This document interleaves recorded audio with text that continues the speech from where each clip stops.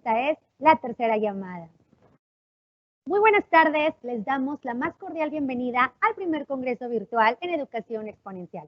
Mi nombre es Linda Ramírez y seré la presentadora. Damos inicio a nuestro panel de expertos con el tema El futuro de la educación, el fortalecimiento en México y América Latina. Para nuestro panel de rectores de hoy nos acompañan el maestro Alejandro Cristerna Guzmán, Unitec, México. Bienvenido. ¿Qué tal? Buenos días, bienvenidos, gracias. También nos acompaña el doctor Rafael Campos Hernández, rector institucional y director institucional académico Aliad Universidades. Bienvenido. ¿Qué tal? ¿Cómo están? Un gusto. Damos la bienvenida al maestro Jacobo Irizar Wulbert, rector de la Universidad Regiomontana, UR. Bienvenido. Buenos días, muchas gracias por la invitación. Honrado de estar aquí. Saludos. Nos acompaña también el maestro Luis Eduardo Alberde Montemayor, rector de la Universidad Anáhuac de Querétaro. Bienvenido.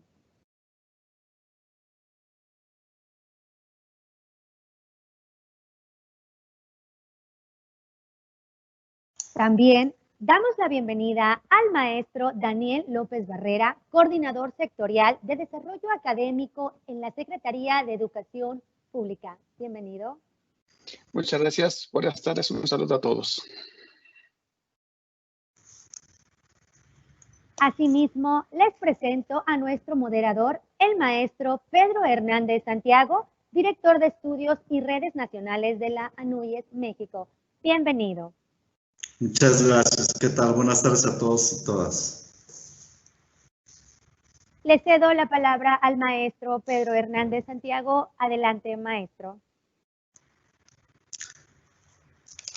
Muchas gracias. Muy buenas tardes a todas y todos los que nos acompañan en este panel de rectores que reflexionará sobre el futuro de la educación y su fortalecimiento en México y América Latina, el cual forma parte del primer Congreso Virtual en Educación Exponencial organizado por la Universidad Autónoma de Nuevo León y la Red Nacional de Educación Media Superior de la Asociación Nacional de Universidades e Instituciones de Educación Superior, ANUYES. En primer lugar, agradezco la invitación del doctor Fernando Gómez Triana, coordinador de la red, para participar en esta actividad que estoy seguro será muy enriquecedor y arrojará muchos elementos para comprender los alcances de la educación exponencial en México y América Latina. Mi certeza se sustenta en la trayectoria, experiencia y conocimiento de nuestros invitados. Bien, antes de dar inicio, quiero puntualizar que el panel está programado para que se desarrolle en 90 minutos. Y en este sentido, les quiero proponer que cada uno de ustedes tenga 3 intervenciones de aproximadamente 5 minutos en la idea de que puedan responder o reflexionar en torno a una serie de preguntas que en un momento plantearé. Finalmente, abriremos una ronda de 2 minutos para sus comentarios finales. Atentamente, les solicitaría que seamos muy respetuosos con el tiempo con el que cuenta cada uno de ustedes para que este panel, además de enriquecedor, sea equitativo.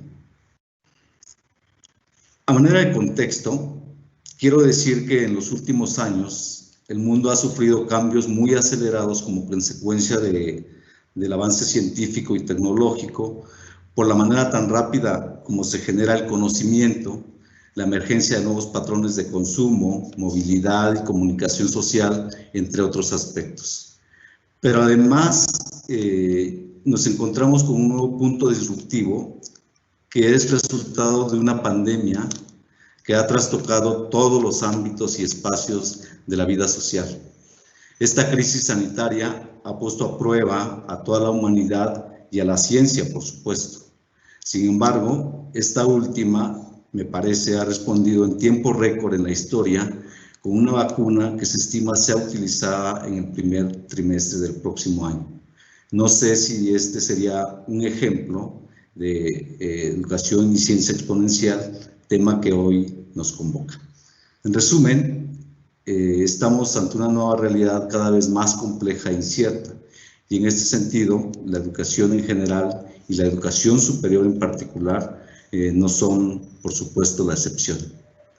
Dicho lo anterior, y para entrar en materia, me gustaría que nos platicaran qué debemos entender por educación en la era digital.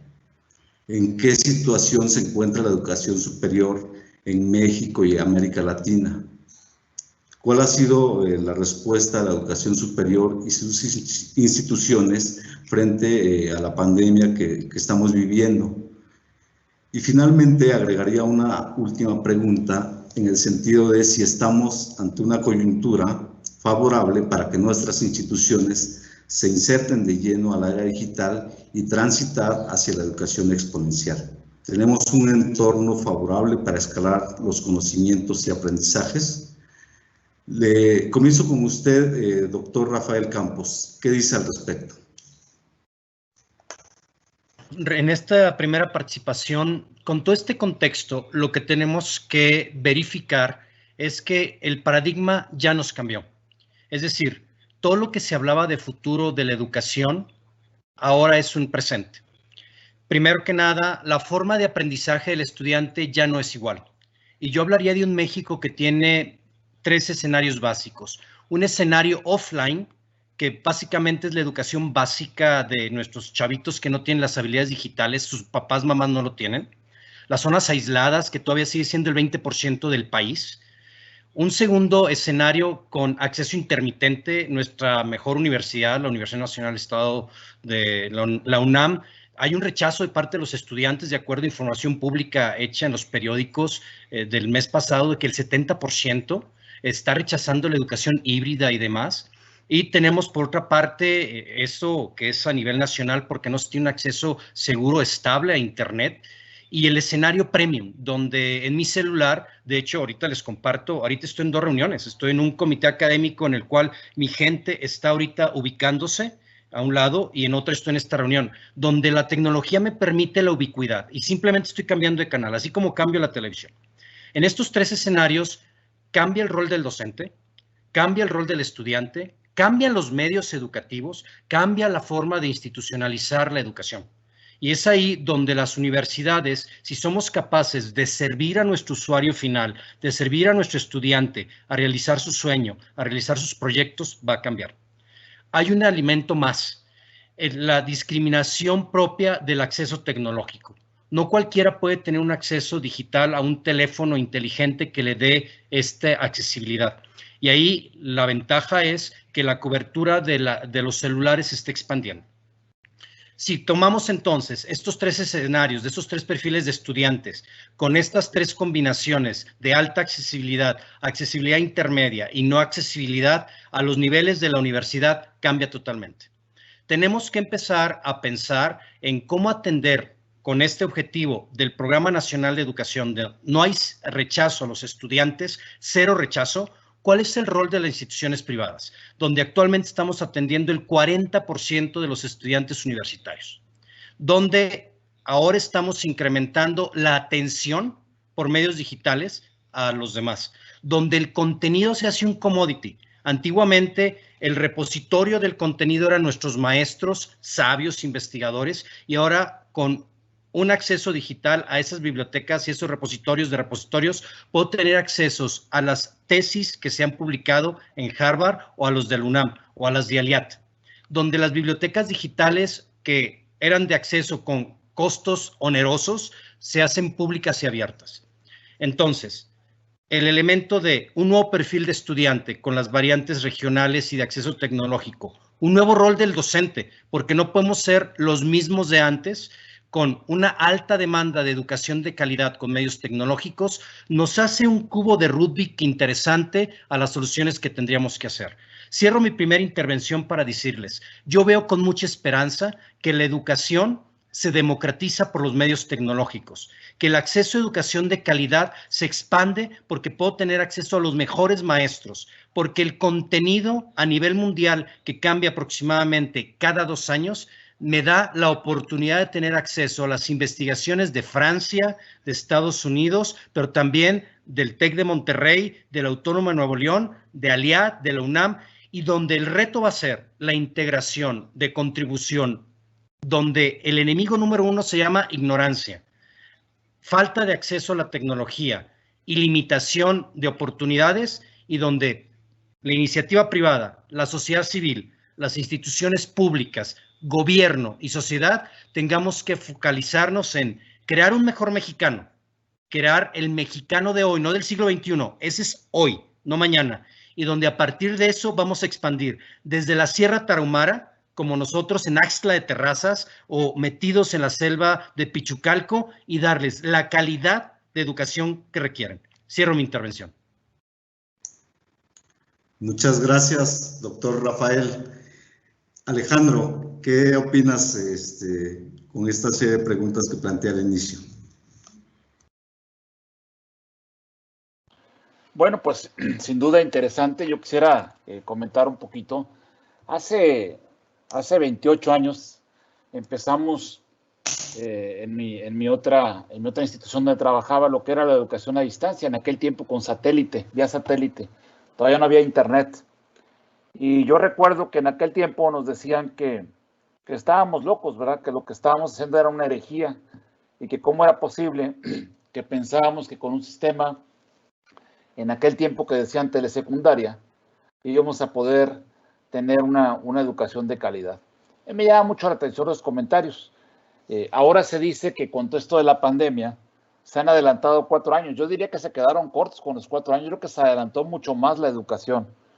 Actualmente, durante la pandemia, se estima, según un estudio de la UNESCO, que 1.500 millones de estudiantes se quedaron sin ir a la escuela, de todos los niveles educativos. 1.500 millones a nivel mundial.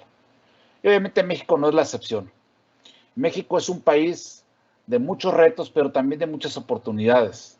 Cuando vemos, por ejemplo, en México que la educación de cada 100 niños que empiezan primero de primaria, 25 terminan una carrera profesional, pues evidentemente que hay una gran oportunidad de 75% que tenemos que ir llenando. Los medios digitales cada vez van teniendo una mayor penetración, una mayor prioridad dentro de lo que es la educación. La pandemia, yo diría que a todos nos agarró de sorpresa. Yo creo que de alguna manera todas las instituciones educativas habíamos hecho esfuerzos, Unitec no fue la excepción, ya tenía esfuerzos avanzados importantes, pero nadie esperaba la pandemia. Nadie pensaba, o cuando empezó la pandemia, nadie esperaba que iba a tardar lo que ha tardado hasta ahorita. Dijimos, bueno, 2 semanas, 3 semanas, como quiera nos defendemos, la Semana Santa. Yo recuerdo aquel 14 de marzo cuando el señor secretario de Educación Pública dio el anuncio de que adelantaba las vacaciones de Semana Santa, y bueno, todos creíamos, bueno, y ya hasta ahí va a llegar el asunto. Y luego dijimos, bueno, se extendió un poquito más, vamos a ver al final del ciclo, en junio. Listo, ¿verdad? Ahí terminamos ya. Pues tampoco. O vamos a empezar por medios digitales. Lo que comentaba Rafael es muy importante. Hay un rol del estudiante y un nuevo rol del estudiante que hay que tomar. Y si bien es cierto que todavía tenemos áreas de oportunidad muy fuertes en materia de acceso digital, también es cierto que vienen generaciones nuevas. Generaciones que están empujando fuertemente con los medios digitales. En México hay 110 millones de líneas telefónicas de celular. La mayor parte de ellas conectadas a Internet. Y hay una gran oportunidad. Y es cierto que todavía tenemos retos de infraestructura digital por atender. Pero también hay un rol del docente. Y a veces los docentes, cuando platicamos con ellos, decimos, es que la tecnología nos va a reemplazar. Yo digo que no. La tecnología, como comenta un profesor de la India, jamás va a reemplazar al docente. Pero lo que sí va a pasar es que un docente que no utilice tecnología seguramente va a ser reemplazado por otro que sí la utilice. Eso sí va a pasar. Y entonces ahí es donde yo creo que se abren oportunidades. Entonces, Rafael comentaba el rol del docente y el rol del estudiante. Yo agregaría también 2 roles importantes. El rol del padre de familia. Es importante que nosotros vayamos sensibilizando al padre de familia y a los miembros de las familias a poder conseguir esa digitalización, o perdónenme el término, la alfabetización tecnológica también para ellos. Es importante que ellos hablen el mismo idioma que sus hijos. Y termino también mi comentario diciendo que hay una parte también del nuevo rol, de la parte normativa. Yo recuerdo hace 15 años, yo llevé a la Secretaría de Educación Pública a solicitar un REBOE para prepa en línea. hace 15 años. Y me dijeron que cómo se me ocurría una preparatoria en internet. Y hoy, 15 años después, vemos que creo que ahí va a haber algo fundamental. Claro, tenemos reboes de alguna manera de modalidad tradicional o presencial, modalidad mixta, semiescolarizada. Yo creo que tenemos que cambiar a que los reboes sean completamente versátiles, porque para allá vamos. Yo creo que esta era digital, ya termino mi comentario, llegó para quedarse, llegó para quedarse. Y lo que hayamos avanzado las instituciones educativas en materia de digitalización, no debemos perderla. El instinto humano nos va a llevar a las aguas que ya conocemos. No permitamos eso, no podemos regresar. Hemos avanzado en educación y tenemos que continuar. Gracias. Muchas gracias por su intervención, maestro Alejandro. Jacobo, ¿qué piensas? Muchas gracias, Pedro. Saludos a todo el panel y a todos los que nos están escuchando y viendo por este medio. Sin duda, como dicen mis compañeros rectores, el COVID llegó a acelerar la transformación que necesitaban las universidades. Por muchas décadas eran ya modelos desgastados o modelos que no lograban una preparación óptima para nuestros alumnos. Ahora, y como bien lo dice Alejandro, pues nos agarró de sorpresa y aquí pues el nombre del juego fue qué tan rápido nos podemos mover. Y eso es bien importante, digamos, como una enseñanza, yo creo que para todas las industrias y como una misma enseñanza para nuestros docentes, para todo el staff y para alumnos, ¿no? Porque si nos quedamos lamentándonos y cruzados de brazos, pues esto no vamos a salir adelante, ¿no? Entonces, aquí, sin duda, los docentes que más tuvieron esa habilidad de adaptación, desde luego que estar preparados con plataformas digitales es elemental. Pero la actitud que podamos imprimir como líderes en universidades es primordial, ¿no? En cuanto a la experiencia que tuvimos nosotros, tratando de complementar un poco las respuestas y para no ahondar sobre lo mismo, que estoy totalmente de acuerdo tanto con Rafael como Alejandro, lo que es nosotros, por ejemplo, en el pasado, antes del COVID, a veces nos autolimitábamos pensando en que los alumnos o los maestros iban a tener mucha resistencia digamos, a las herramientas digitales, ¿no? Y para sorpresa, la gran mayoría lo aceptó digamos, el uso y la adaptación a las herramientas fue muy natural y hubo muy poca resistencia. Eso nos dio mucho gusto y nos hizo también reflexionar que muchas veces nosotros nos ponemos nuestros propios límites. Como bien dice Alejandro, pues estas generaciones nacieron digitales, nacieron prácticamente con una cuenta de correo, con mucho acceso digamos, a redes sociales, etcétera. Y bien, en el contexto, como bien lo dice Rafael, hay tres Méxicos, ¿no? El que no tiene acceso a nada, el que más o menos tiene acceso y el que tiene acceso a mucho, ¿no? Pero el gran denominador es que la gran mayoría y el país sí está bien conectado. O sea, lo que es acceso a televisión, internet, bien que mal, México está bien conectado, ¿no? Y eso nos permite un avance en poder implementar rápidamente tecnologías. Y si bien estos cambios llegaron para quedarse, no vamos a volver a modelos tradicionales, y aprovechemos lo positivo de las tecnologías, de los modelos híbridos, y desde luego un componente que tenemos y un reto que tenemos que solucionar es cómo seguimos imprimiendo las experiencias reales de los alumnos a pesar de estar a distancia.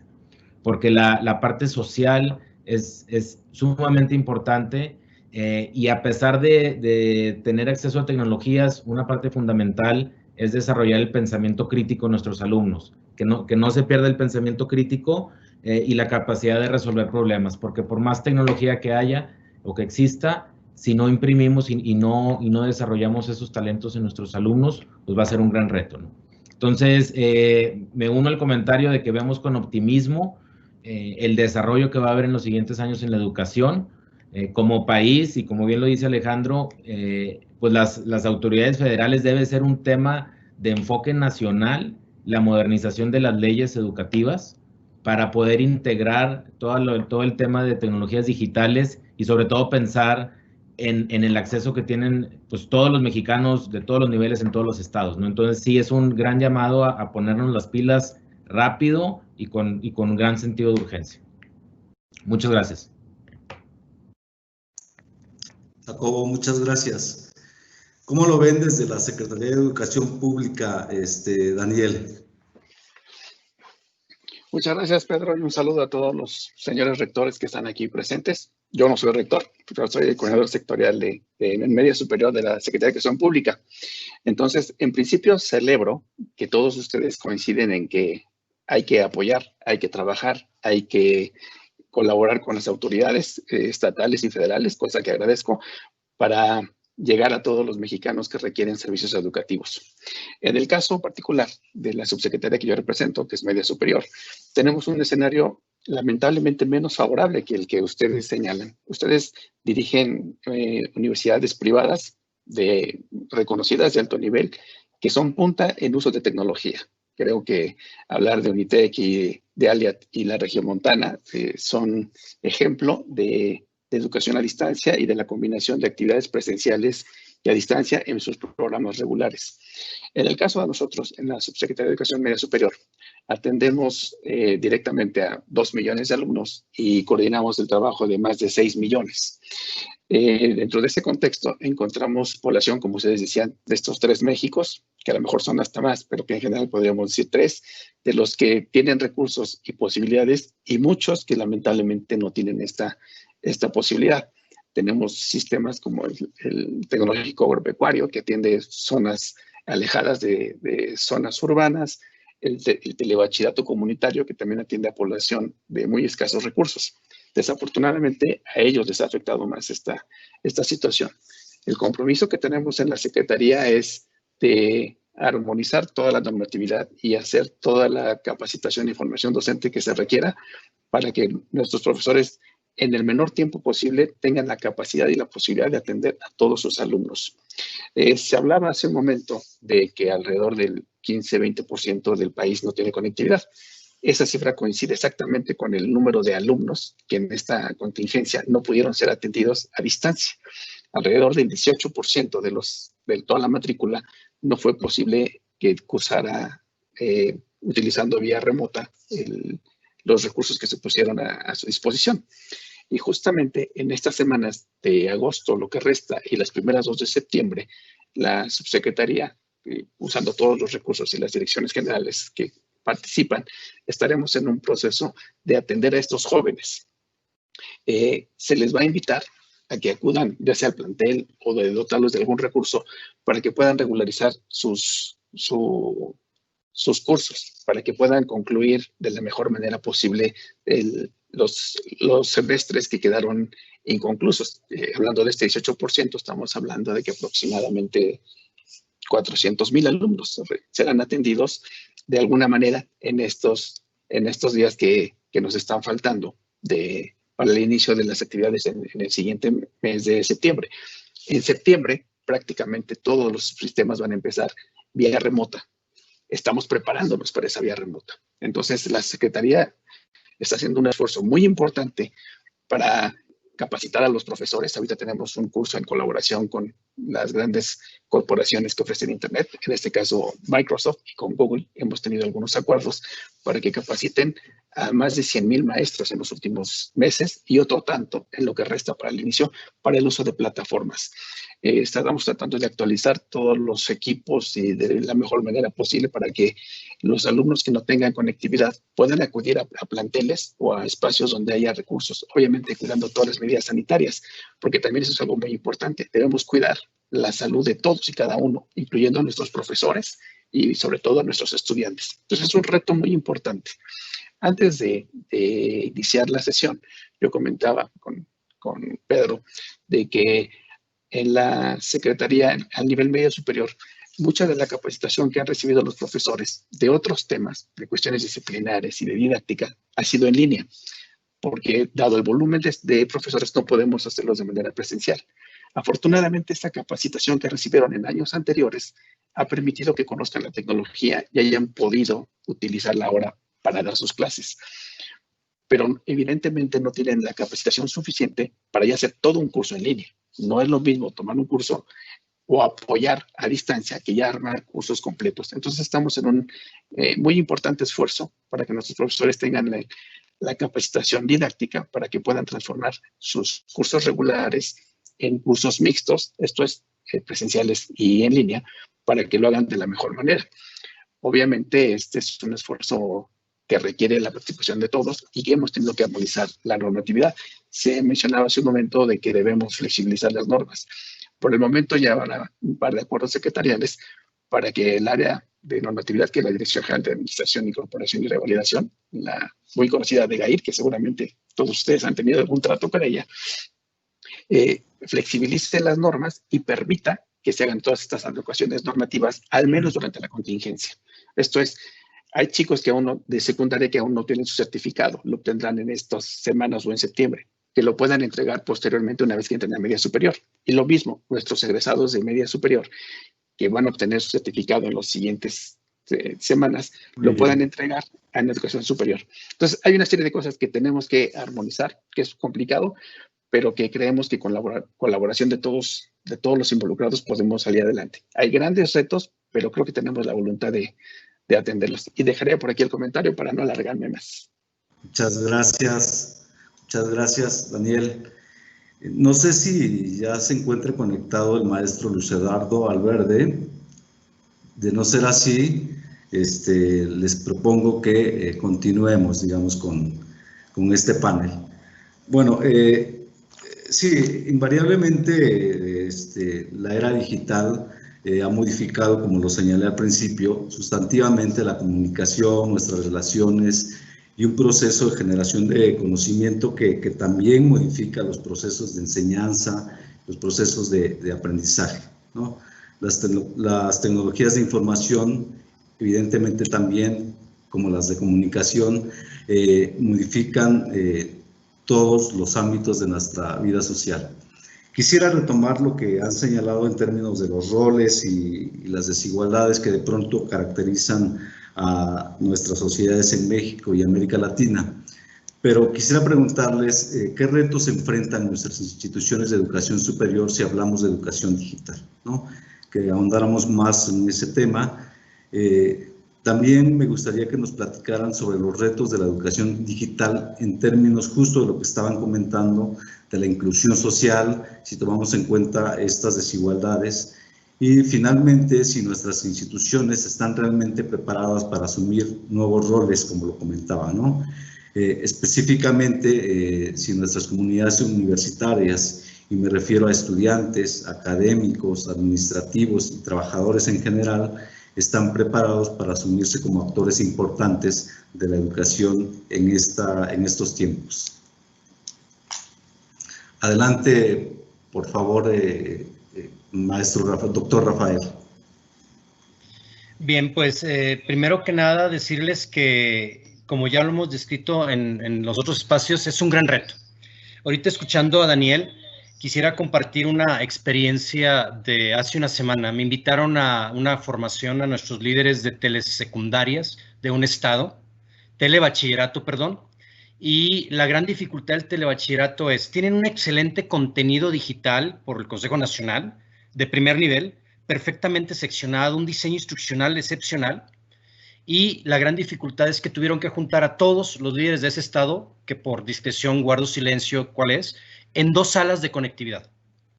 Y hablando también de la parte de la normatividad de GAIR, creo que nos ha faltado entender cómo la norma de los reboes no escolarizados permiten 2 modalidades de acuerdo al 18.11.18 y que eso se adapta también al 450 y demás. Es la parte de la educación abierta y a distancia sin tecnología, lo que yo menciono como la educación a pie descalzo. Resalto 2 elementos. El primero, la inclusión, y por eso el rol del estudiante ya se señala de la UNESCO. Yo recuerdo cuando egresé en 1990 de la licenciatura allá en la famosa UNI, en Monterrey, ya se hablaba del famoso aprender a aprender. Ese es el reto de hoy. No es el reto de acceso tecnológico, es el reto del aprendizaje aún con las limitaciones. Y yo puedo afirmar que ese aprendizaje, cuando es directo en mi casa, cuando son los valores esenciales de la familia, con eso elimino la barrera de si es población tzotzil, tzotzal, que gracias a Dios tenemos alumnos en la Sierra de Chiapas, en la Sierra de Lacandona, que van a nuestros campus de Comitán, Tapachula. Conozco la frontera sur, me he metido a Pichucalco y al cruce, conocemos los estados, y es ahí donde en lugar de esperar a que bajen 6 horas de Comitán a nuestro lugar, de campus que tenemos, sean capaces de llevarse ese paquete digital en un celular, en un USB o en copias. Y que la didáctica de confrontación entre el maestro y el estudiante se dé por un WhatsApp, se pueda dar por un archivo digital o por el papel y la tijera que todavía tenemos. Y entonces es ahí donde delegamos la responsabilidad al docente, que el medio tecnológico se transforme en papel, tijera, fotocopias, USB, para una conexión a un celular, y ahí la importancia de que llegando a nuestro campus puedan bajar la conectividad a un celular si lo tienen, y si no, a una tableta, y si no, en fotocopias que imprimen, se vayan a su casa, repitan, revisen, aprendan, tengan ese conocimiento, esa confrontación, y lleguen después con el maestro. No estoy inventando el hilo negro. El otro elemento que no estamos utilizando es el aprendizaje pares. ¿Qué significa el aprendizaje de pares? Significa el acceso donde el que sabe más, y ahorita aprendí cosas de Daniel, aprendí cosas de Pedro, aprendí cosas de cada uno de ustedes, cómo ellos me nutren en ese aprendizaje grupal. El maestro como educador, y hablamos hace rato del paradigma del educador también padre de familia, hablemos de nuestros compañeros, aprenden mejor un adulto joven y un joven adulto de entre pares, y es un elemento súper poderoso que no hemos utilizado. Cuando viene el acceso digital, tú dales el conocimiento, que repito, ya no tiene sentido aprender conocimiento. El conocimiento se está evolucionando, estamos acelerando cada 2 años la información. Entonces lo que tenemos que enseñar, el aprender a aprender, el aprender a hacer, el aprender a trascender, el aprender técnico, el aprender didáctico, el aprender en el trabajo, el aprender en la empresa. Y eso es lo que nos manda a que la educación sea un proyecto de vida permanente durante todo espacio. Es ahí donde tenemos que darle a nuestra, y lo digo con mucho orgullo, a nuestra gente de casa, a la persona que me ayuda en el servicio, que no tiene secundaria, retarla positivamente, no quiere ser mayor, y no me interesa que tenga la acreditación del INEA y que tenga ya su acreditación de su paquete, que por cierto, un servidor, me metí a seguir el proceso de la INEA de la acreditación de secundaria y de preparatoria, y el seguimiento puntual que tiene el representante local aquí en el Estado de México, me habló a las 10:30 de la noche, era el único contacto, y con un correo electrónico me mandó las guías, las fichas y demás. Esa es educación a distancia, esa es educación mediada tecnológicamente. Hace 20 años, cuando yo era catedrático también del TEC de Monterrey, yo tenía que volar un día, me ponían satélite, me ponían mucha gente para cambiar los background y demás, tenía que darles el diseño instruccional, tenía que ser un script de la clase. Ahorita eso lo estamos haciendo en este momento y lo preparamos al vuelo. Mensaje, la tecnología que antes era un lujo, ahora lo tenemos aquí en estos cachivaches que se llaman celulares, con un Android genérico, con un celular de 700 pesos y una tarjeta de almacenaje que compras en una tienda comercial que todos sabemos, con 4 letras. Ahí puedo guardar todo el conocimiento, pero no es suficiente. El reto que tenemos de inclusión social, de democratización, se puede hacer con el modelo lancasteriano del siglo XVIII. El que más sabe le enseña al que menos sabe. Con el acceso tecnológico en los cafés que se encuentran en los suburbios de Axtla, de Terrazas, de la zona metida en la Tarahumara, porque también ahí hay conectividad y también hay energía solar. Hace 20 años que fui a las misiones de las escuelas, había gas, ahora hay electricidad y electricidad solar. En ese mismo lugar existe la tecnología de una conectividad satelital. Y no basarnos en el viejo paradigma de la televisión. Yo ahorita veo más canales de televisión por internet que mi televisión de Sky, y no estoy diciendo marca. Entonces, rompamos el paradigma, porque si países como Estados Unidos, como Australia, como Canadá, como China, han hecho la educación televisiva y después van a la educación en línea, nosotros ya la tenemos. Tenemos la universidad abierta y a distancia, la SEP, con un contenido espectacular. Y lo que quisiera decir, y con la reflexión que tomé de Daniel, Es cierto el esfuerzo extraordinario de nuestros funcionarios públicos. Es cierto el cómo supieron y montaron en 3 meses esa atención a los 400,000 estudiantes. Es cierto que el medio que tuvieron a la mano es el acuerdo con las televisoras. Y yo les digo algo, ese 20% que no está cubierto se cubre con el aprendizaje tribal, el aprendizaje de pares, el aprendizaje donde les damos el conocimiento, donde tenemos la estructura y lo que tenemos que hacer es potencializarlo al máximo.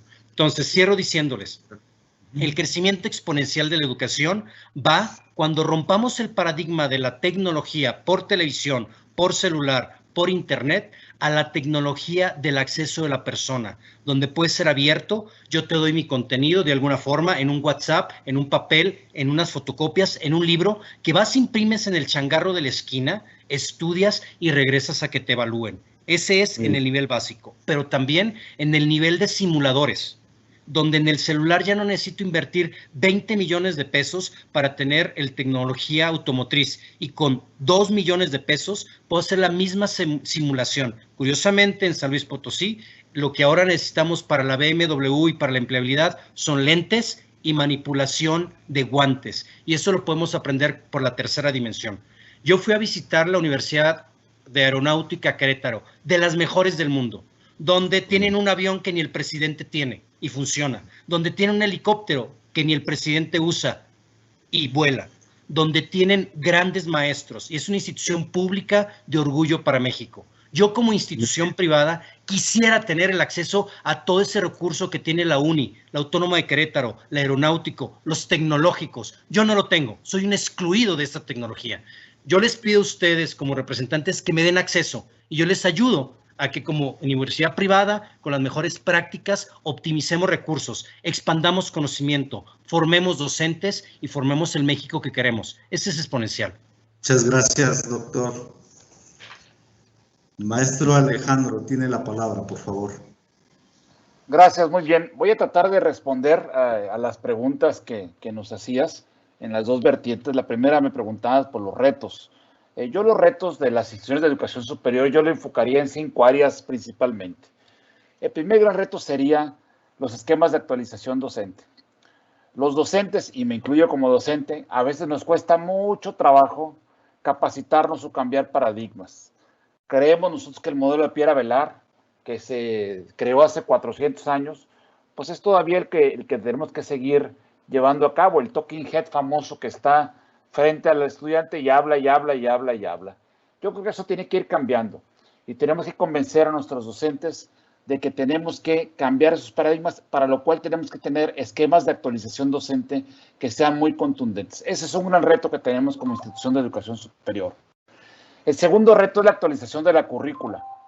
Yo creo que todas las universidades tenemos que replantearnos, voltear así hacia la currícula y decir qué de lo que tenemos va a seguir funcionando y qué de lo que tenemos tiene que ir evolucionando y qué de lo que no tenemos que ir formando también. Entonces la currícula se vuelve interesante.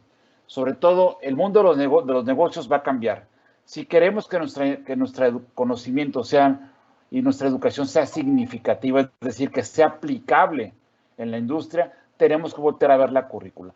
Tercer reto, la infraestructura en las aulas físicas. Aquí a lo que me refiero es que a veces pensamos en que cuando hablamos de equipamiento de aulas, pensamos en que estén alfombradas, el aire acondicionado. No estoy diciendo que eso no sea importante, quizás sea importante, pero creo que es más importante que, aun cuando pueda haber austeridad en las aulas, tenemos que buscar la manera de que tenga conectividad. Si podemos conectar las aulas desde el punto de vista tecnológico hacia el mundo, en esa medida va a ser fundamental que debamos abrir el conocimiento a los estudiantes, independientemente de la condición económica que tengan. El cuarto reto que tenemos es un uso intensivo de la tecnología educativa. Yo creo que ahí, cuando nos pasó lo que nos pasó en la pandemia, volteamos a ver, algunas universidades ya teníamos plataformas tecnológicas y quizás otras voltearon a ver muy rápido plataformas que hubiera en el mercado, sobre todo que fueran a un precio accesible o gratis quizás, para poder empezar lo que es un trabajo remoto. Yo creo que eso, independientemente de lo que pasó de la pandemia, como les digo, tiene que llegar para quedarse. Y tenemos que seguir utilizando recursos de tecnología educativa para toda la gente, para nuestros profesores, para nuestros estudiantes, para nuestra comunidad, colaboradores, estoy hablando de las universidades, y también para los padres de familia. Y el quinto reto que tenemos, sin duda para mí, que es fundamental, es la innovación y la administración del cambio. Esa administración del cambio que a veces nos cuesta tanto trabajo entenderlo, aquí en la pandemia no nos quedó de otra. O era eso, nada más, o parar actividades, e irnos a nuestra casa a descansar. Pero yo creo que eso nos forzó de alguna manera, y creo que ahora la educación en formato remoto tiene diversas, yo diría ya una aceptación, si no completa, mucho más avanzada que lo que era hace un año. Como les comentaba, tuve la oportunidad de estar en eso desde hace casi 30 años, y a mí en lo particular, dentro de lo que es la pandemia, que es una desgracia para toda la humanidad, en materia educativa, yo creo que ha sido importante el avance en materia digital que hemos tenido. Entonces, son los 5 retos que yo pondría. Y para no poder pasarme en el tiempo y comentar acerca de lo que hablabas de la inclusión social, yo creo que tenemos que buscar también como universidades, buscar beneficiar no nada más a los estudiantes, también yo decía padres de familia, a la gente que nos rodea, a nuestra vecindad que tenemos, las colonias que nos rodean en nuestros campus, tenemos que ver qué hacemos por ellos. Y hay mucho conocimiento con nosotros, y mucho conocimiento que ya está en nuestras plataformas educativas, podamos compartirlo también nosotros con ellos. Tenemos que buscar la movilidad social, que la movilidad social es fundamental, que la gente tenga esos deseos de superación y que pueda seguir escalando en materia socioeconómica y también en bienestar integral. Y también finalizaría ya en el medio minuto que me queda decir lo siguiente. Las instituciones educativas somos celosas por naturaleza. Somos celosas. Yo creo que tenemos que voltear a ver en formar alianzas. Y ahorita que yo escuchaba a Rafael con esto que decía, denos acceso. Creo que es correcto, pero tenemos que buscar tener alianzas todos. Seamos privados, seamos públicos, no importa. Tenemos que buscar alianzas en educación, dentro y fuera de México. Tenemos que pensar en esa manera holística, en ese enfoque global. Aquí termina mi participación. Muchas gracias.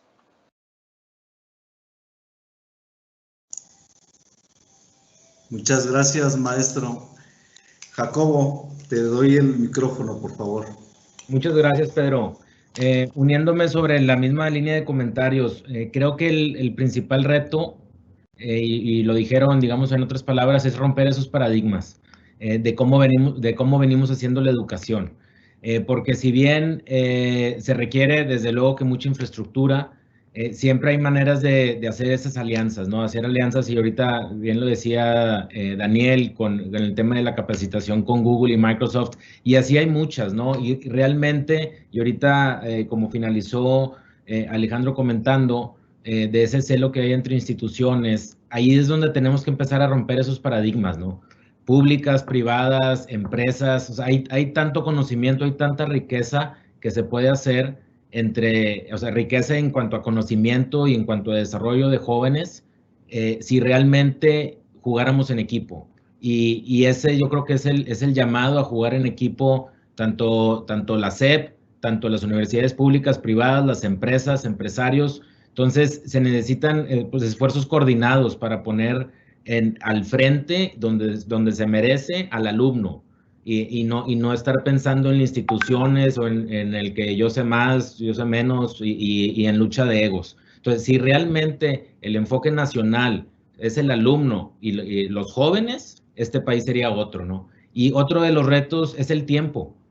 No podemos esperar muchos años, y 2 y 5 años hacer los cambios. Tiene que ser rápido y estar al paso de cómo está el mundo, ¿no? Si no, vamos a perder competitividad como país, y esa brecha social y esas grandes diferencias que hay sociales en México todavía se van a hacer más grandes. Si con esto del COVID se hablan de mucho más millones de mexicanos en pobreza extrema, imagínense si nos ponemos en plan de, pues para el año que entra, o en 2 años, o en 3 años, si no es ya tomar acción. Y para eso creo que son los grandes retos que tenemos.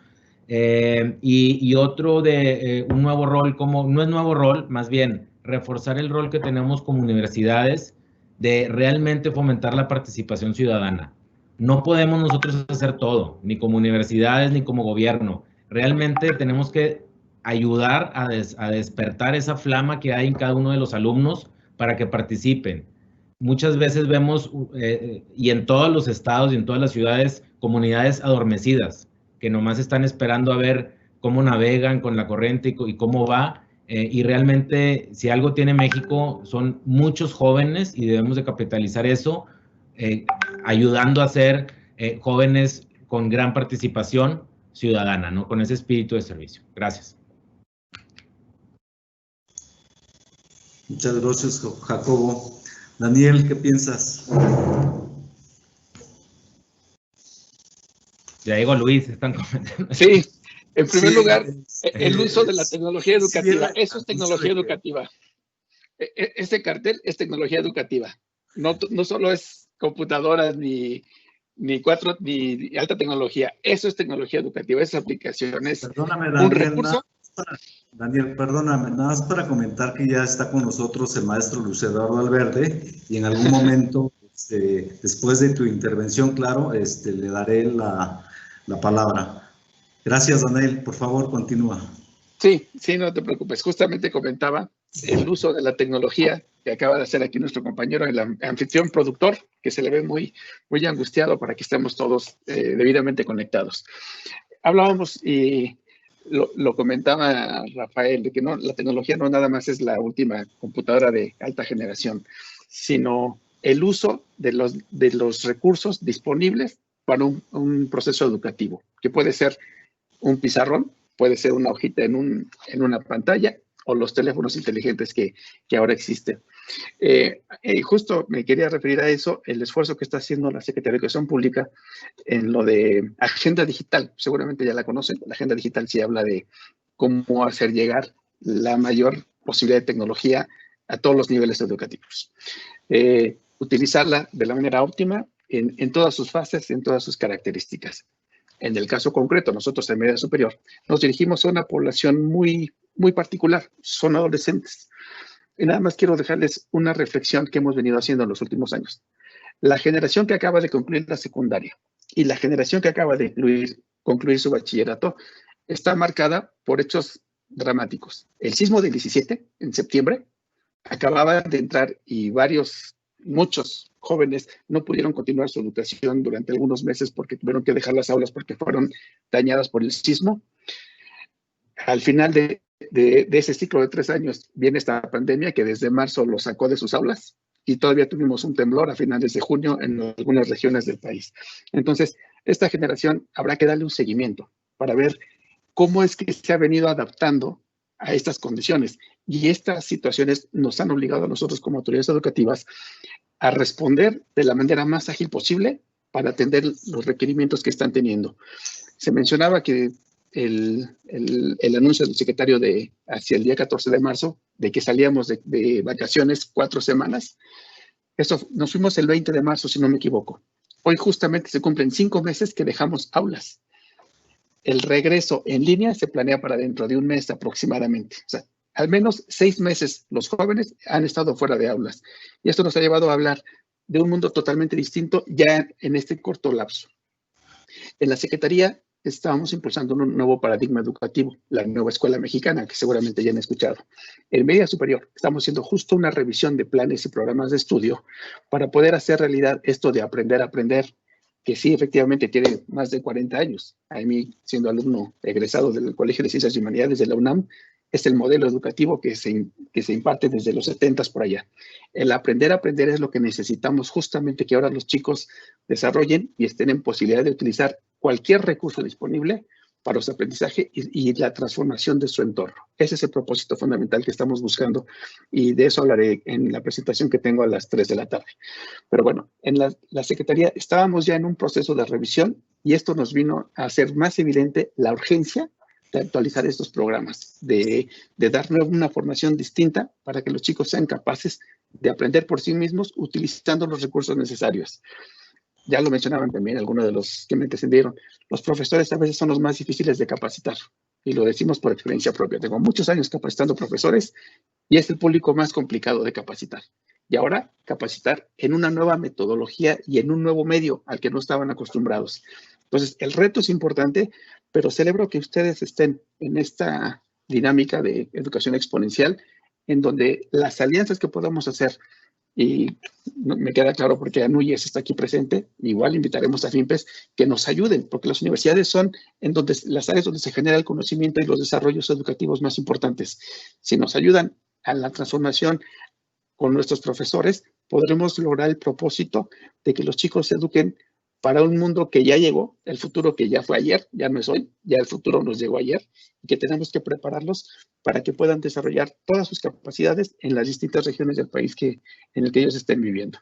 Ese sería mi comentario por el momento. Gracias. Muchas gracias, Daniel. Luis, bienvenido. Creo que tienes apagado tu micrófono. Vamos a reírnos un poco porque yo los veía, yo estaba conectado desde antes y entré como público y escribí en todos los chats posibles para decir aquí estoy, pero no los veo, creo que no saben que estoy. Y nada, tuvimos que hacer unas llamaditas y empezarnos a mover como para poner, como para decir sí quiero estar. Entonces, una disculpa, es parte de esta adaptación.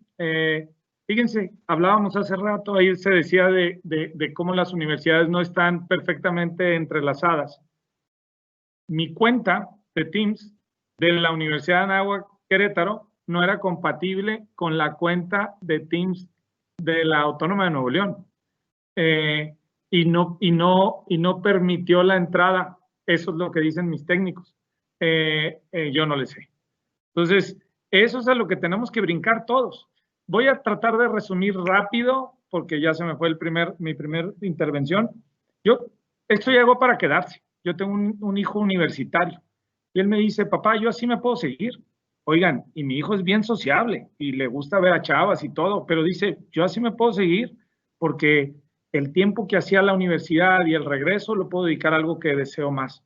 Entonces, vamos a tener que convivir cuando se abra esto con chavos que no van a querer regresar y profesores que desde su oficina, profesores honorarios que daban una clase de mercadotecnia y estaban en su despacho y así lo están haciendo ahorita, que les digas, oye, vente al campus a dar la clase de 8:30 de la noche a 10. Es decir, no, espérame, la doy, pero la doy de mi despacho o la doy desde mi casa y que se unan. Entonces, el gran reto nuevo va a ser que todas esas infraestructuras que teníamos, grandes edificios, aulas, redes inalámbricas, canchas deportivas, todo eso, los jóvenes quieran irlo a disfrutar y a vivir. Es como Blockbuster. Esto ya cambió. Blockbuster, todos fuimos y escogíamos y le dedicábamos media hora y ahora desde la cama decidimos cuál es la película que vamos a ver. Es como esta universidad Johns Hopkins que decide cuántos casos de coronavirus hay en todo el mundo y estamos atentos a su número. ¿Por qué una universidad que no está en México está dando información que las universidades mexicanas no están dando? Porque ellos tienen acceso a toda la información y estamos mucho más globales que nunca. El periódico. Aquí ya no llega periódico de papel y sí llegaban hasta 2 y luego 1 y luego ya tienes 5 periódicos en tu celular. Entonces ya cambió y los jóvenes ya habían cambiado, pero no nos habíamos dado ni cuenta. Entonces, el profesor que no cambie, el profesor que no pueda meterse a una reunión de Teams a tiempo y llegue tarde y se meta como estudiante en vez de como profesor, que fue mi caso, tal vez ya no va a tener chamba el siguiente semestre. Eso es lo que viene. Y creo que coincido en el comentario de que las universidades estábamos acostumbradas a trabajar de manera aislada. Yo en el siguiente corte les voy a enseñar un video que quiero compartirles de cómo veo que va a ser la educación, porque va a haber 5 alumnos en clase, luego 10 y 20 a distancia y vamos a jugar con las faltas ahora diferente. En la Anáhuac eran casi 2 semanas de clases que podrías irte, pero estoy seguro que cuando abramos va a haber 2 semanas de clase de que no vas al edificio y tal vez un par de semanas que puedes estar a distancia. Y y ya los chavos van a poder jugar mucho más con su tiempo. A los profesores también les vamos a decir, puedes dar clase desde tu despacho. Y creo que lo más importante, vamos a tener profesores de todo el mundo, van a ser salones de clase mucho más grandes, virtuales, y nosotros como universidades tenemos que interactuar más para que mi gran maestro que está llevando el caso, iba a politizar aquí, el caso tal, le dé una clase de derecho a todos los estudiantes de Derecho de México sobre cómo se está defendiendo tal político de tal acusación. Y los alumnos van a estar metidos en la realidad. Entonces las universidades van a ser mucho más apegadas a la realidad y menos teoría. Callo aquí para que esto siga avanzando. Un gusto estar con ustedes. Muchas gracias, Luis.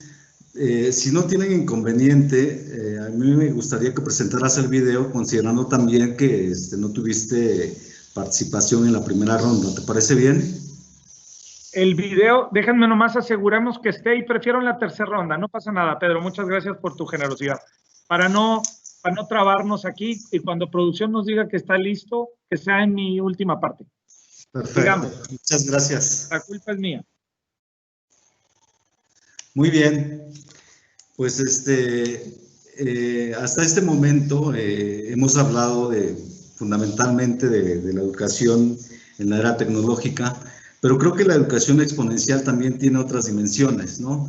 Me refiero, por ejemplo, a las competencias y habilidades que se le están pidiendo a los estudiantes, a esas capacidades socioemocionales, de liderazgo, emprendimiento, en fin. Quisiera en esta penúltima ronda que nos compartieran más sus reflexiones en ese sentido, ¿no? ¿Qué elementos deben fortalecer o cambiar nuestros sistemas en estos temas?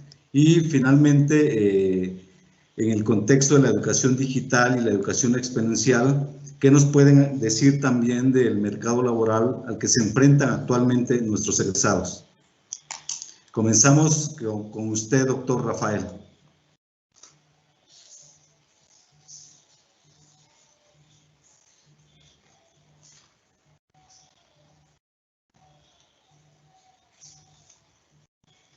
Creo que tiene apagado su micrófono.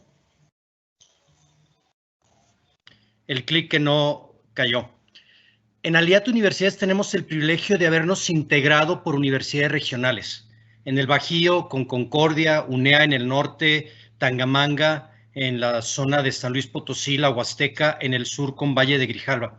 Esto nos dio la oportunidad de mejores prácticas a nivel nacional, pero con un reconocimiento regional. Lo que hemos hecho en los últimos 10 años fue un currículum flexible, lo que nos obliga a poder traer alumnos en todo momento, una modularidad, sobre todo para el ejecutivo, en el cual atendemos gente que estudia y trabaja los fines de semana, incluso los domingos.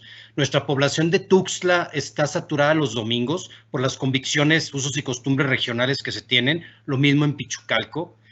Y con esa riqueza hicimos un cambio transversal en todos nuestros mapas curriculares, lo que llamamos materias axiológicas, que ahora subimos a una modalidad híbrida dentro de lo que se llama desarrollo de competencias digitales. Ahí enseñamos, nuestro primer curso es Aprender a Aprender, con un enfoque a un plan de vida con sentido y un proyecto para realizarlo. Habilidades básicas de desarrollo, habilidad de escritura, expresión, todos los trabajos con una certificación de honestidad académica que nos permita el que el alumno haga las referencias justas y demás. Esto después va a una parte de manejo de proyectos que piden las empresas, la parte de empleabilidad enfocada a una práctica profesional, liderazgo, nuevos modelos de negocio y ética profesional. Estos segmentos son los núcleos que el mercado laboral nos está exigiendo. Esto coincide con lo que ya mencionaba también Daniel en su momento y Jacobo en una forma transversal, el deseo de que exista una movilidad social. Nuestra población es población D más y C. Entonces, nuestra gente, después de que es rechazado por un sistema público en el cual no tiene la capacidad de absorberlos, nos buscan a nosotros como una opción de calidad. Pero yo tengo el mismo sistema tecnológico y más avanzado en aprendizaje adaptativo que muchas instituciones nacionales. De hecho, somos caso de éxito a nivel internacional en aprendizaje adaptativo. Sé quién es mi alumno, sé cuánto ingresa, sé qué hace, sé el engagement, pero lo sé desde el Tzotzil de Chiapas hasta el de la zona de la Sierra Lacandona y Axla de Terrazas. Y eso es lo que la tecnología me permite, la personalización del aprendizaje. Y sé que si no tiene contenido, se lo tengo que dar en papel. Y me da gusto que hayan dicho que somos una alta institución en la primera participación con mucho acceso tecnológico, porque si algo tenemos es la eficiencia operativa. Empecé hace 10 años con grupos de 10 alumnos en el cual poníamos a nuestro mejor maestro, un maestro inspirador. Ahora lo tengo en un grupo de 40 alumnos integrados, donde puedo poner maestros no solamente que cumplen con el trabajo, sino que inspiran y cambian. Entonces, regresando, mi currículum lo manejamos en valores transversales, pero también en núcleos de facultad. Y es ahí donde buscamos calidad, cobertura, agilidad, participación ciudadana. Tenemos una fundación, la Fundación Aliad. Estamos dando acceso a más alumnos de esta forma. Y el gran reto que tenemos es cómo integro el valor de la persona, la visión humanista, la integración de la familia, el maestro. Y les voy a decir algo, los mejores educadores, y ese es el modelo que tenemos, yo soy educador, maestro de cuarto de primaria, secundaria y demás, son los que vienen fuera del área de educación. Y la forma de permear la innovación es cambiando el viejo paradigma de la estructura monolítica de una educación donde el maestro es el educador, y lo transformemos donde tú, donde yo, donde nosotros creamos una experiencia wow, una experiencia donde entro, y la experiencia de entrar al campus, sea virtual o físico, desde el diseño instruccional del contenido en la pantalla, y que mi hijo del alemán, que habla 3 idiomas en prepa, venga y tenga una tecnología que le permita tener acceso a los mejores maestros, pero también el privilegio que mi alumno que trabaja y estudia, mamá soltera, que son las más perseverantes, que son mis alumnos, tenga acceso a la misma tecnología, donde la democratización se da porque en mis bibliotecas digitales abiertas tiene acceso a Harvard, Yale, London School of Business y también a la SEP, porque mi gente se compromete al cambio social en Tuxtla, en Tapachula, en Comitán, en Mexicali, en las fronteras, donde están los inmigrantes haciendo cola, y mi campus está enfrente del puente, y donde ven la realidad y la transforman, donde tengo emprendedores que yo no lo me imaginaba, emprendedores que hacen un changarro, un negocio, y donde no solamente tiene que ser de las Ivy League mexicanas, sino desde los lugares donde transformamos Chalco, Iztapaluca, Coacalco, Tlanepantla, y le puedo seguir, y yo vivo aquí enfrente de la Náhuac, porque si lo puedo usar en Interlomas, me falla el internet y no sé, también lo puedo operar en Iztapaluca y en San Salvador Atenco. Y es ahí donde tenemos que romper el paradigma de no puedo, sí se puede, donde no quiero, sí se quiere. Y saquemos adelante un México transformando una persona a la vez, con la tecnología, pero con el testimonio de maestros inspiradores. Cierro diciendo, valores, ciencia, tecnología, calidad, cobertura, por México, por los mexicanos, por América Latina, para el mundo. Muchas gracias, doctor. Le cedo el micrófono al maestro Alejandro. Muchas gracias. Bueno, pues yo creo que la parte de lo que son las competencias y las habilidades, pues hay mucho que tenemos que desarrollar. Evidentemente, por muchos años la preocupación de las instituciones educativas ha sido el conocimiento mismo, y yo creo que eso es importante, definitivamente es importante. Pero creo que esto va más allá. Yo cuando veo los modelos de negocio de hoy, pues te quedas pensando, ¿no?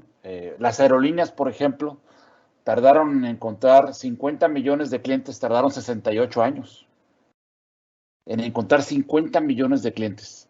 El Pokémon Go tardó 19 días en encontrar 50 millones de clientes. Entonces tú lo que dices, oye, pues ¿qué está pasando allá afuera? Y yo veo que a veces las instituciones educativas tenemos un gran reto para poder hacer frente a las necesidades laborales, a las necesidades de la industria. Y yo no quisiera que cayéramos en aquella canción de José Alfredo Jiménez que dice, la distancia entre tú y yo es cada día más grande. Definitivamente tiene que ser al revés. Tenemos que estar cada vez más cercano de lo que pide el mercado laboral. Yo creo que a veces hablamos de las habilidades suaves, que son muy importantes, el idioma, la capacidad de hablar en público, la capacidad de poder escribir y redactar. Pues, creo que eso es muy importante definitivamente, trabajar en equipo colaborativamente. Yo creo que más que habilidades suaves, yo le llamaría habilidades esenciales, que son fundamentales para lo que va a ver nuestros jóvenes allá afuera en el mercado laboral. Creo que también las instituciones de educación superior tenemos un reto adicional que es muy importante. tenemos que cuidar la parte emocional de los estudiantes. En este sentido, en el caso particular de Unitec, tenemos todo un área de apoyo y desarrollo estudiantil que está constantemente ofreciendo tutorías, asesorías y sesiones de coaching a los estudiantes.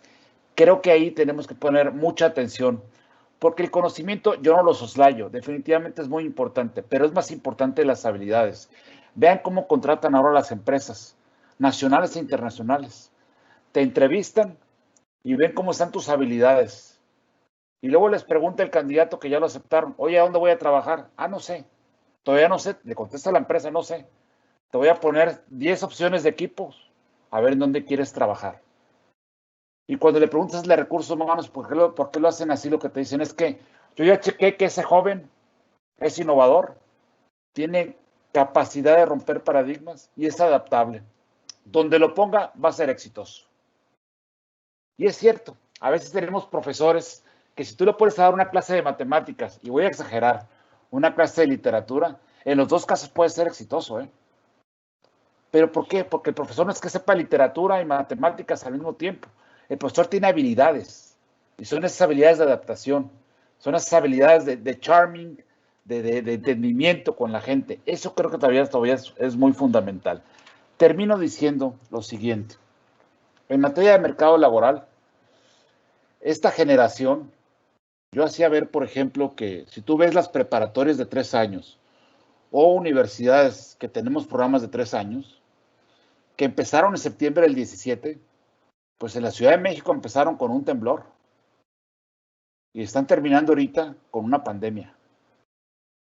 Entonces nada más imaginemos el impacto que esos jóvenes traen en su mente y vean cómo se ha tenido que adaptar a lo que ha venido.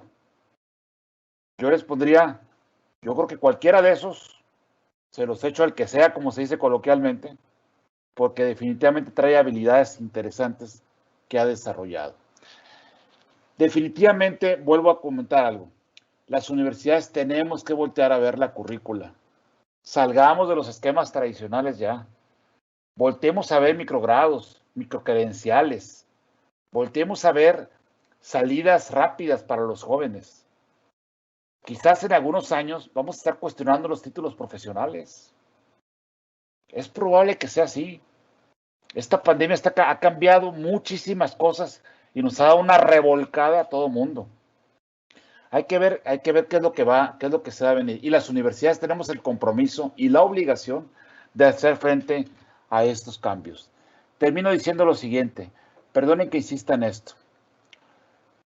Si en México, de cada 100 niños que empiezan primero de primaria, terminan 25 nada más la carrera profesional, independientemente de cómo hayan terminado, hay 75 que quedan en el camino. Díganme sí o no, tenemos que hacer algo.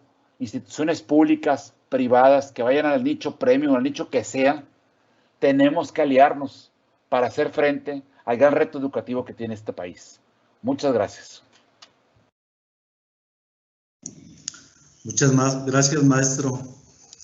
Jacobo, por favor. Gracias, Pedro. Sin duda, las habilidades suaves deben de ser, o por obligación, un componente de los modelos educativos, ¿no? Y me uno a las que comentaban mis compañeros rectores, ¿no? La innovación, la participación ciudadana, agrego el pensamiento crítico, la inteligencia emocional, la ética, son componentes que, independientemente si seas arquitecto, ingeniero, en realidad, pues, como bien lo han dicho, ¿no? El contenido académico acaba siendo mucho un commodity, ¿no? Pero las habilidades que le podamos imprimir a nuestros alumnos son demasiado importantes, ¿no? Y yo creo aquí el principal socio que tenemos y aliado por naturaleza es el docente, son nuestros maestros, que ellos son realmente los que están frente a grupo, inspirando, llevando de la mano a nuestros alumnos, sabiendo exactamente la situación por la que están pasando, ¿no? Entonces, el tener a nuestros maestros de socios, motivándolos, reconociéndolos, incentivándolos y sobre todo haciendo los planes junto con ellos, que no se vuelva un tema del staff y la academia, sino realmente trabajando juntos, eso nos puede ayudar mucho a llegarle con una mucha mayor eficiencia a nuestros alumnos, ¿no? Y para eso también hay que repensar los tabuladores, porque a nivel nacional, tanto universidades públicas y privadas, es una pena los tabuladores de docentes, y lo digo y va a hacer ruido quizás en el foro, pero es una pena, ¿no?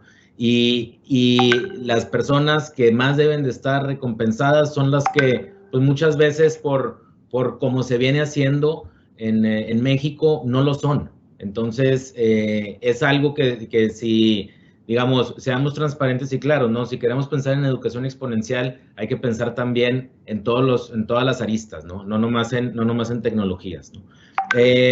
Por otra parte, hay una frase, no recuerdo ahorita el autor, pero dice, al mundo no le importa lo que sabes, sino lo que haces con lo que sabes. Y ahí es donde definitivamente los modelos tienen que ser una educación muy práctica. Y ahorita volviendo al tema de, contestando la pregunta de los recién egresados, y cómo ahorita hacían Alejandro comentaba de que pues, es una generación que inició con el terremoto y está acabando con la pandemia. Si algo tienen ahorita los alumnos, y lo vimos ahora que empezó en marzo, es su capacidad de resiliencia. Y pues son generaciones, y así como quizás los padres de algunos que han nacido en crisis y han pasado por muchas crisis. Ahorita estos alumnos se van a graduar en un entorno de mucha incertidumbre, sabiendo que pues ahora los trabajos son muy flexibles en cuanto a contratación. Los mismos jóvenes pues ya no quieren hacer carrera en una empresa por 20 años, por 15 años, no quieren ser mandados. Es otro estilo de management que pues en muchos foros ya se han platicado para no ser repetitivo. Pero si algo tienen ahorita los jóvenes es acceso a contenido y a modelos de personas que los pueden inspirar, ¿no?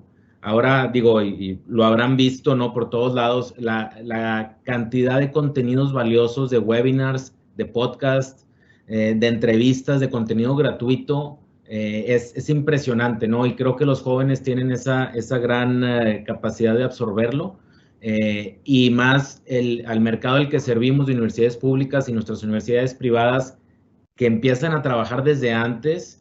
Ya para cuando se gradúan ya tienen la gran mayoría mucha experiencia trabajando, ¿no? Entonces no es como que están saliendo apenas a asomarse en donde se contratan, la misma necesidad hace que trabajen.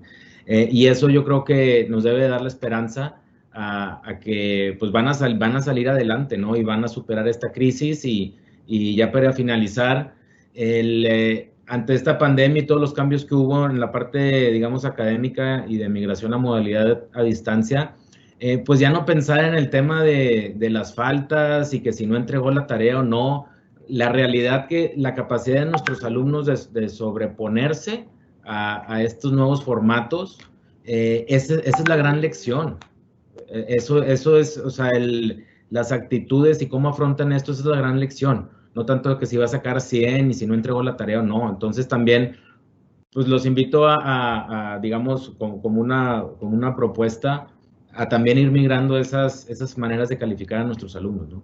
Hasta aquí, gracias. Jacobo, muchas gracias. Daniel, por favor. Son muchos temas, cada vez se hace más rico esta discusión. Hay dos que mencionaron que me gustaría abordar. Lo acaba de decir Jacobo, los maestros requieren una mejor remuneración. Estamos convencidos de eso. Lamentablemente hay restricciones presupuestarias muy severas en la Secretaría, pero con la reciente ley del sistema para la carrera de las maestras y los maestros, en educación media superior estamos profesionalizando la carrera. Como seguramente ustedes saben, nuestros profesores no son maestros como los normalistas de básica, son profesionales que dan clases y no siempre es su trabajo fundamental.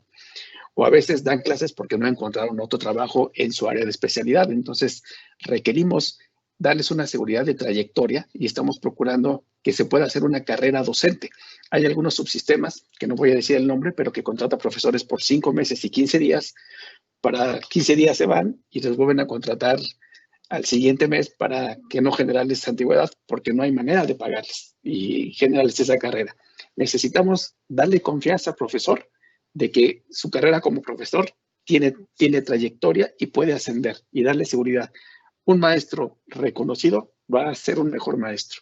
Y lo están manifestando ahorita. Los profesores están trabajando más que nadie. Están trabajando con su computadora, con su internet y buscando a los maestros, a sus alumnos, de 1000 formas, y han logrado mantener a flote el sistema atendiendo a sus alumnos. Entonces, es fundamental darle a los docentes el papel y el reconocimiento económico y social que se merece. Y ese sería un punto. La pregunta que hacías es en cuanto al ámbito laboral. Ya lo decía Alejandro de Unitec, solo el 25% concluye una carrera universitaria. Los otros 75% no la concluyen y mucho de ese porcentaje se queda solo con educación media superior y a veces ni siquiera la concluye. En el caso nuestro, nos formamos no solo alumnos para superior, también formamos ciudadanos porque salen de 18 años y muchas veces ciudadanos que ya se incorporan de alguna manera a la vida productiva porque no pueden continuar en la educación superior. Entonces, en los subsistemas de orden tecnológico, queremos darles una formación que les permita incorporarse a alguna empresa. Tenemos el esquema dual y tenemos alianzas con empresas para que los reciban y los capaciten, pero sigue siendo un esfuerzo relativamente menor. Tiene que crecer y tenemos que darles una mejor educación a los que están en las carreras técnicas y tecnológicas, pero también a aquellos que solo concluyen el bachillerato, que se denomina general o propedéutico, y que con ese bachillerato tengan capacidad de incorporarse a la vida productiva de alguna manera, con capacidades blandas, como dicen algunos, con capacidades profesionales, con competencias profesionales, con habilidades digitales.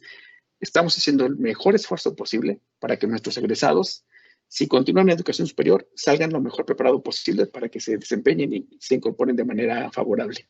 Y si se tienen que salir al concluir su bachillerato o antes, porque no pudieron concluirlo, que vayan formados para que de alguna manera se incorporen de manera favorable al ámbito productivo. Es triste identificar que muchos de los alumnos que se quedan truncos, ya sea con secundaria o con bachillerato a la mitad, se incorporan a la economía informal o peor aún, al crimen organizado, porque lamentablemente hemos identificado que muchos de los jóvenes que no concluyen son sus opciones que tienen en algunas regiones del país. Y ese es un riesgo nacional, es un peligro, y debemos darles a estos jóvenes la posibilidad de un futuro mejor y que no tengan que arriesgarse de esas características. Entonces, sí es un reto muy importante el mejorar nuestros programas, nuestros contenidos y los objetivos formativos para los jóvenes a lo largo de toda su trayectoria, en el caso nuestro, en media superior.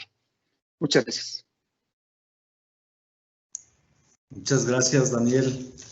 Luis, tienes el micrófono nuevamente. Muchísimas gracias. Primero agradecer a Rubén, agradezco por haber hecho la gestión de estar aquí, por organizar este tipo de proyectos. Agradezco a los panelistas, Pedro, muchas gracias, Alejandro, Jacobo, Rafael, Daniel, muchas gracias. Creo que no sé quién nos esté escuchando afuera, pero a mí me ha servido muchísimo estos 90 minutos y para mí ya fueron útiles. Creo que debemos de generar estos espacios para escucharnos más y porque si no nos organizamos los que estamos en este sector, va a llegar alguien a Amazon y nos va a decir cómo es la educación de este siglo y nos vamos a quedar diciendo lo sabía, lo sentía, pero no alcancé a reaccionar. Entonces, hay que estar más en comunicación. Quiero hablar del estudiante en esta última participación. Por supuesto que yo no pondré las cámaras porque lo que ustedes dijeron es mucho más importante y pertinente que andar compartiendo cómo estamos dando clases ahora. Yo veo que con estos cambios, con los señores rectores, nosotros en nuestra silla vamos a empezar a tomar decisiones diferentes sobre dónde invertir. Y en vez de estar invirtiendo en grandes edificios de aulas y estacionamiento, debemos de estar pensando que el usuario va a llegar por una computadora. Entonces tenemos que estar pensando en tecnología, pero agrego al estudiante. Vamos, señores, todos juntos a trabajar para hacer atractivo la universidad a ese 75% de personas que no están contemplándonos como una parte importante en su vida para formarse y sacar un grado universitario. Y que tengamos, y con arrojo lo digo, que tengamos más apoyos de becas, que tengamos más incentivos para que las empresas que ya tienen contratado a sus empleados puedan tomar ciertos cursos particulares para lograr una especialidad en en algo que ese joven está haciendo en la industria. Entonces, tenemos que romper los manuales del rector y tenemos que inventar uno nuevo en estos tiempos en donde salgamos a decir, ahora puedes estudiar un semestre, un año, la carrera completa en este horario. Si no nos diversificamos y si no nos flexibilizamos y si no vamos por el 75% que no está estudiando, inclusive no le estamos cumpliendo a México. Soné muy fatalista. Estamos haciendo una gran labor. Todos los señores que están aquí en pantalla sudan todo el día por pensar en cómo tener a los chavos formándose, pero que nos alcance el tiempo para estar pensando en cómo poder tener un campo más grande y de esa manera poder ayudar a este país. Muchísimas gracias y que Dios los bendiga a todos. Muchas gracias, Luis. Pues muchas gracias por su participación, señores rectores. Daniel, este ejercicio ha sido indudablemente muy útil para tener más elementos para entender la educación en la era digital o exponencial. Los invito, sin embargo, a que se despidan con una última reflexión de 2 minutos. Me gustaría, de hecho, abusando un poco de su generosidad, que propusieran su visión de la educación superior en el año 2030. Comenzamos con usted, doctor Rafael. Miren, mi versión, ahí sí me escuchan, ¿verdad? ¿Me escuchan bien? Sí, sí.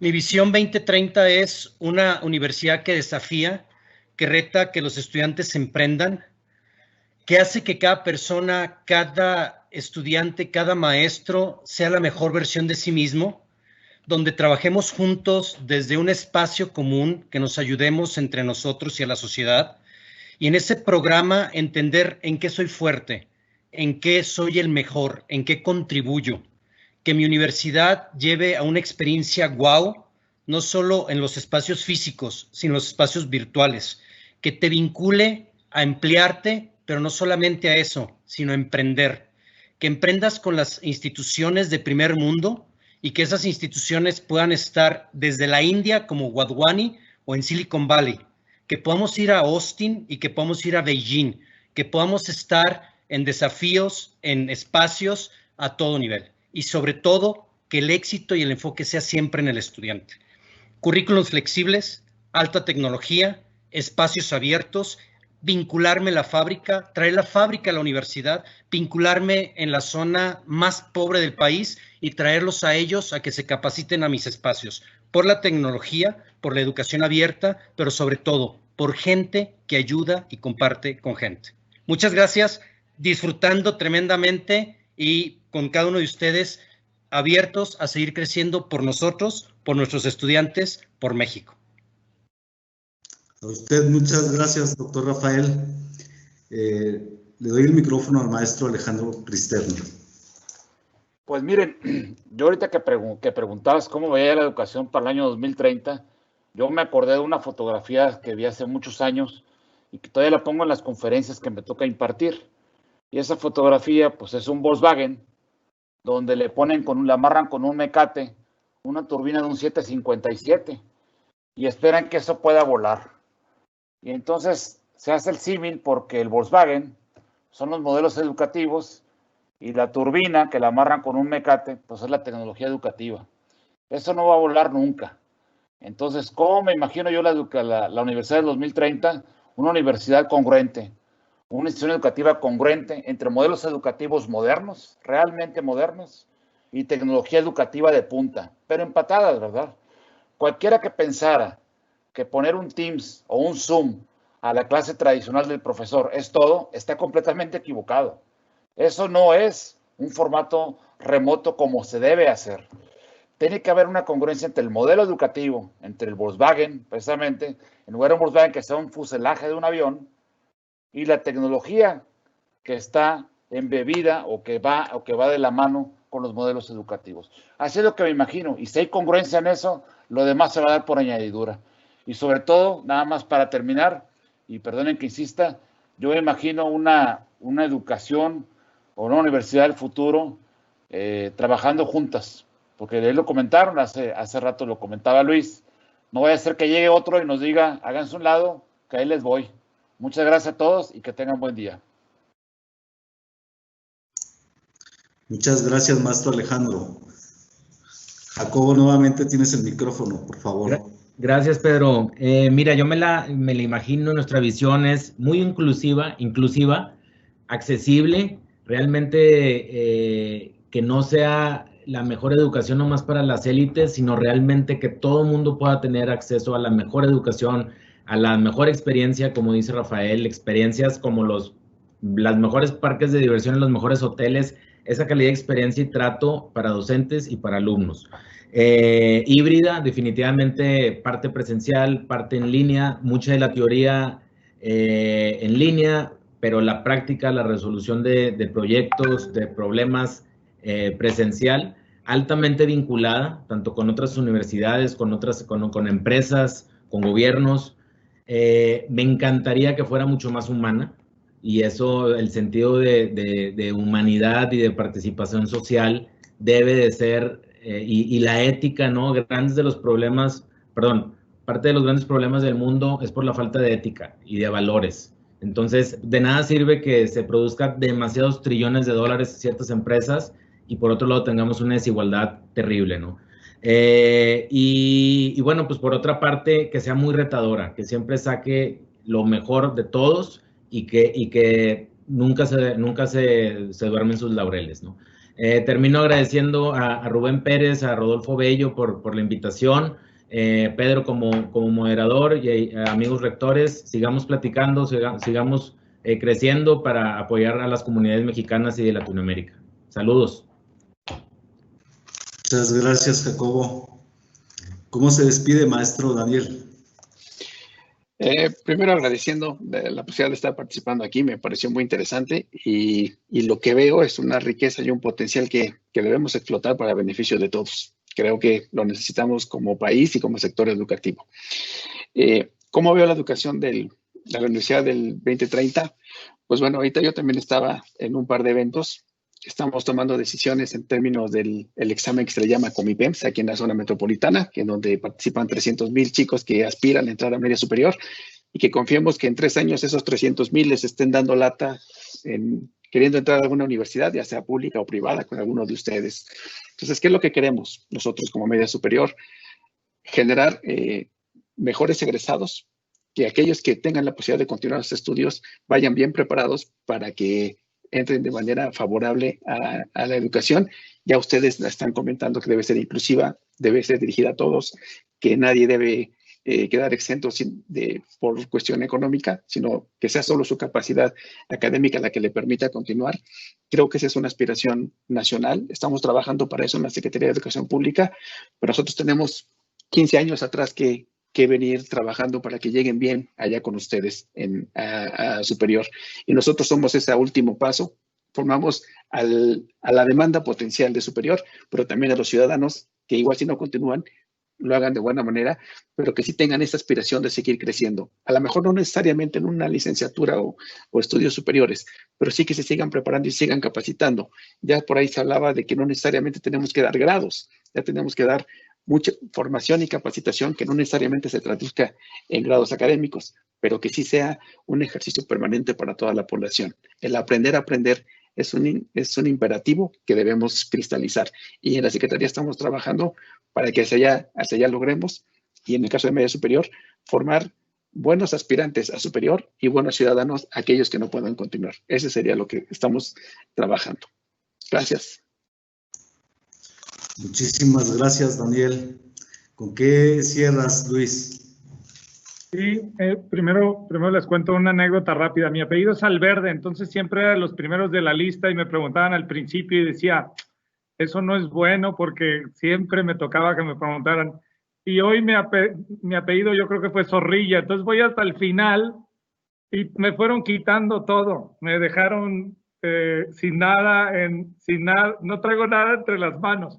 Coincido con todos, voy a tratar de agregar algo. Yo creo que tenemos que humanizar el futuro. Las instituciones educativas a nivel superior no solamente son capacitadoras, sino también son formadoras. Entonces, que humanamente podamos provocar a estos jóvenes a que entiendan lo que es la felicidad, que sean felices y que puedan provocar felicidad en sus entornos con una situación económica estable que les permita vivir sueños y alcanzarlos. Pero de acuerdo a todo, pero humanicemos a los jóvenes, porque ellos van a estar en el 2030 mucho más pegados a lo menos humano que existe. Entonces, yo creo que ese va a ser el gran reto. Y por eso esta relación profesor, tutor, alumno va a seguir para toda la vida. Porque ese testimonio del profesor es más necesario que nunca y es más respetado que nunca, porque desgraciadamente muchos chavos ya no respetan ni admiran a sus padres. Muchas gracias. Muchísimas gracias, Luis. Muy bien, pues con esto damos por concluido este foro virtual. No me queda más que agradecer a todos nuestros excelentes panelistas, a la Universidad Autónoma de Nuevo León, a la Red Nacional de Educación Media Superior de la NUYES. Por supuesto, a todas y todos los que estuvieron pendientes de esta sesión. Entiendo que habrá oportunidad de enviar todas sus preguntas en la plataforma y posteriormente recibirán respuestas que seguramente les darán pie a más reflexiones. Muchas gracias y muchas felicidades. Hasta la próxima. Gracias, hasta luego.